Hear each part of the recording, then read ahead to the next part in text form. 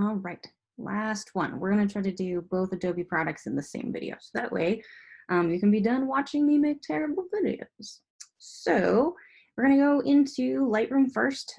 So this one we haven't been able to play with at school just because the computers don't all have it yet. This is built for editing photos. Photoshop is meant for more kind of your like in-depth, changing quite a bit of stuff. You're wanting to do a lot of like photo manipulation. If you're wanting to just crank out a ton of photos and you're not doing like replacing people's faces and things like that, if you're just doing kind of little stuff and really focusing more on just the image itself and not about how you're going to change it, Lightroom is amazing and it's super fast. So that's one that I did earlier, so we won't pick that one again. We're going to go to, oh, where's my liked photos?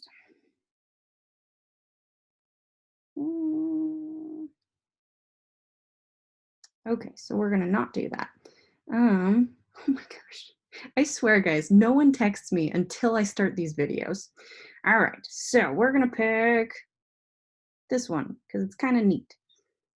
Or maybe let's do this one. So it's got a little bit more going on. I have some printmaking ink at home, thought it was pretty fancy. So down in the bottom here, we've got all kinds of different choices. So I can edit specific parts of this. So say I want to make this part. We're gonna go to this top corner up here and make a brush. And I'm going to select this area. And then if I go to my exposure, I can either make it brighter or darker.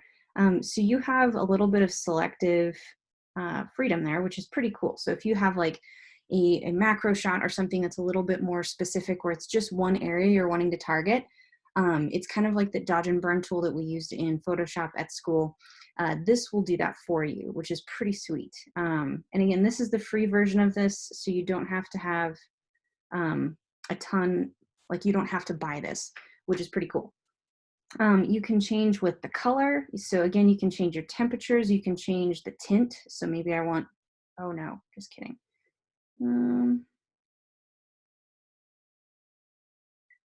Okay, sorry, out of selective editing. So if I have a healing brush, I can heal specific things. So say you took a portrait and somebody's got like a big zit on their face, you can heal that out of there. Unfortunately, there's nothing really to heal in this one. So we won't really worry about it. You can crop things. There are some presets. Oh, wrong button.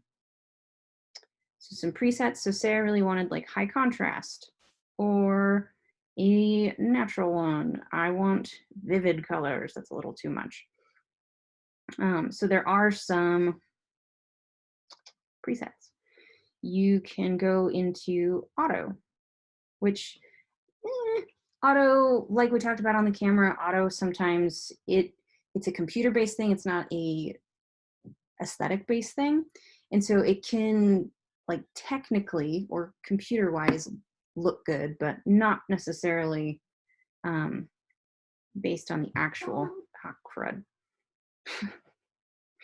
This one's going a lot worse. You can mess with the light. We've got highlights, contrast, shadows, whites, blacks. You can mess with the color. We talked about that. Effects. There's specific effects where you can take up the texture or make it softer. If you're doing portraits, that's a really great idea, is to take down some of the texture, but maybe only on their faces. So you're using that selective tool and then taking down the texture to where they've got a little bit softer skin. We'll do a portrait lesson eventually. We'll see if we do it in or outside of the building. If we do it outside of the building, then we might be using this tool or something like that. You can increase details. So say I want to sharpen things.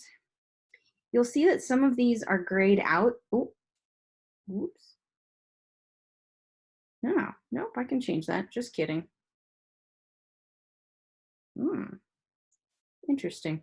I'm still learning things too in these apps, which is kind of fun because that's why photography is fun. You can remove chromatic aberration. So that's like when you take pictures of something and the light is kind of causing some haziness and weirdness around the edges. It's almost like there's a crazy halo. They call that chromatic, so colored aberration is like, ooh, weirdness. That's not the actual terminology, so don't quote me on that. But that's what it is it's the weird color halo, so you can take that off. If you have lens correction, so if you were using like a clip-on lens that sometimes people use for their smartphones, you could do that. The geometry, so that's if you're taking a picture maybe like up of a building and you want to make it to where it looks straight up and down and not pizza shaped, you can mess with that, which is pretty cool. So I can make all kinds of different shapes.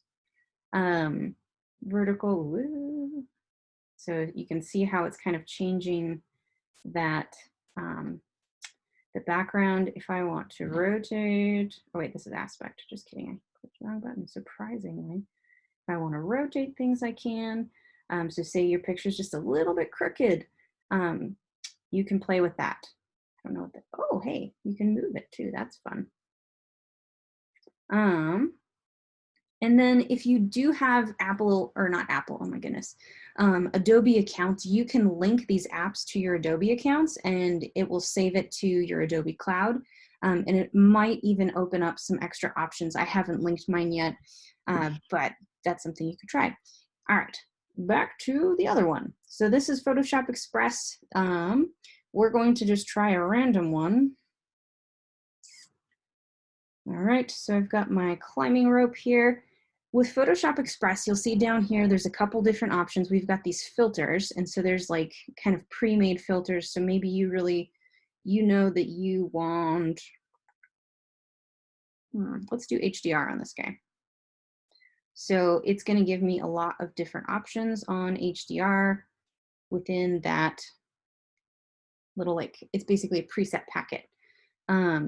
If you want basics, blah, blah, blah, blah, blah.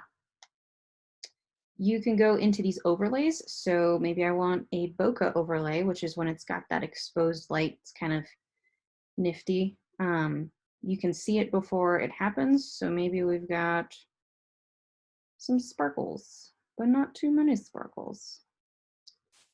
Go back to overlays. And maybe we want some grunge because climbing is grungy, right? All you climbers, you know.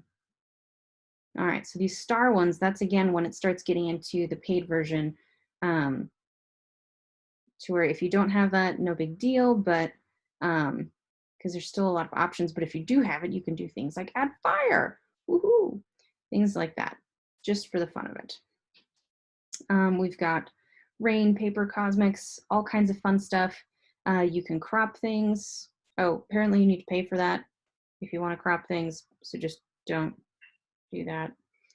You can play with the basic stuff. If you wanted to do kind of selection like you were doing in Lightroom, this would be where you find it.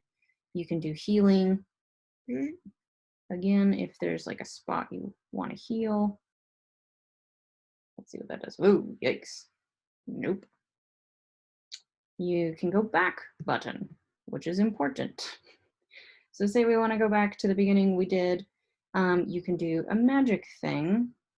Whoa. If you have portraits, you could do red eye, you can add text on top, you can favorite something. There's all kinds of cool stuff. So play around with these. These are all free apps. Hopefully, oh my goodness. If I go crazy, it's because of my cats. So I can't even think. I'm sorry, you guys. This is ridiculousness. Hopefully you found this entertaining and possibly helpful. I miss you guys. I wish we could do this in person, and we will soon someday. But for now, I'll keep sending you weird videos and hopefully we can learn some photography.